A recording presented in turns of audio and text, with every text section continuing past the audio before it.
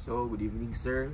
Today I will be reporting two projections, which is the AP axial projection, sacroiliac joint, and the posterior oblique positions, which is the left posterior oblique and the right posterior oblique projection of the sacroiliac joints. So first, we have the AP axial projection, sacroiliac joint. So clinical indications, pathology of the SI joint, including fracture and joint dislocation or subluxation. So, ang technical factors for this projection is a minimum SID, 40 inches or 102 centimeters, while ang IR size is 24 by 30 centimeters or 10 by 12 inches. So, we have grid and analog. Ang KV range ani is 80 to 90, while sa digital is we have below 85 or above 85 na KV range.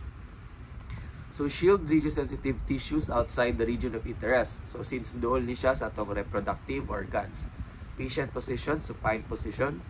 Position patient supine with arms at side, head on pillow, legs extended with support under knees for comfort. So, kailangan dyan nato mauna ang patient comfort. Next is part position. Align mid-sagittal plane to CR and midline of table and of IR. So, kailangan ato ang mid-sagittal sa atong body is naka-align sa CR o sa IR. Ensure na walay rotation sa ato ang pelvis.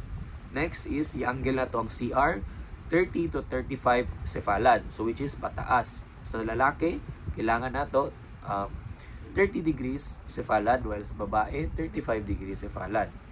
So, direct CR to midline about 2 inches or 5 cm below the level of ACIS or the anteros superior iliac spine. Center IR to CR. Collimate on 4 sides to anatomy of interest. Respiration. Suspend respiration to limit patient position. So, stop na itong ginhawa when capture sa image para walay motion.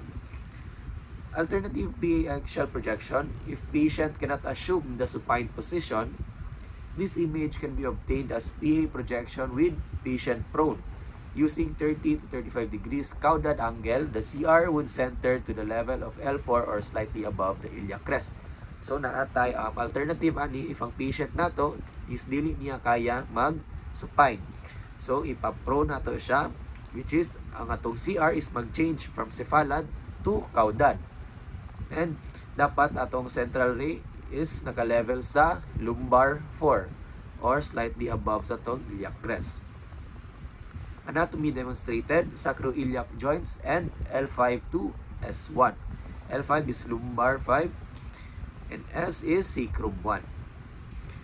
No rotation is evidenced by spinous process of L5 in center of vertebral body and symmetric appearance of bilateral ala or wings.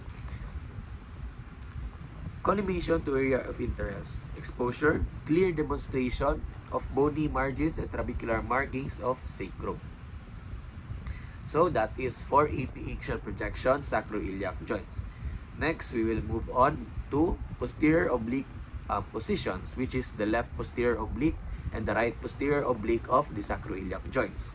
So, clinical indications, pathology of SI joints, including dislocation or subluxation. Bilateral study for comparison. So, technical factors, the same. Minimum SID, 40 inches. IR size, 24 by 30 centimeters. So, grid, analog is 80 to 90 kV range, while the digital system is above or below 85 kV range. So, shield the radiosensitive tissues. Position patient in supine with arms at side and head with pillow for patient comfort.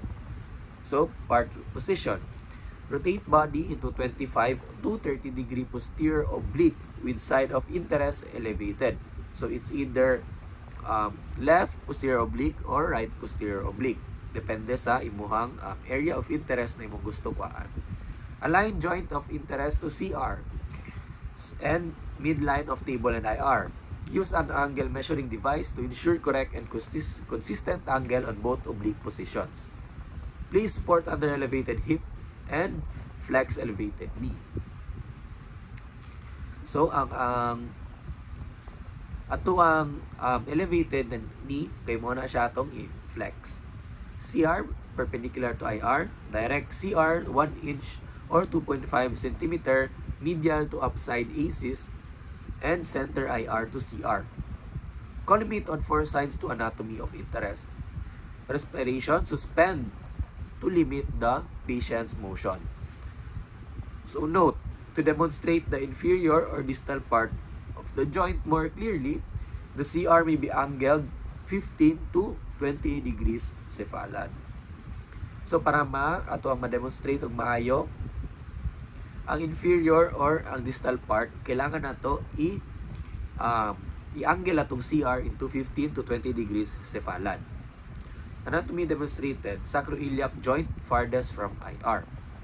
So accurate rotation of the patient indicated by no superimposition of ala or the wings of ilium and sacrum.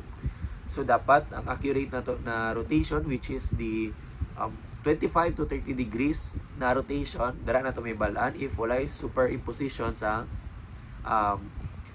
wings sa ilium and sacrum. Exposure, clear demonstration of bony margins and trabecular markings of sacrum. So that is for the posterior oblique position, LPO and RPO. So that is all. Thank you.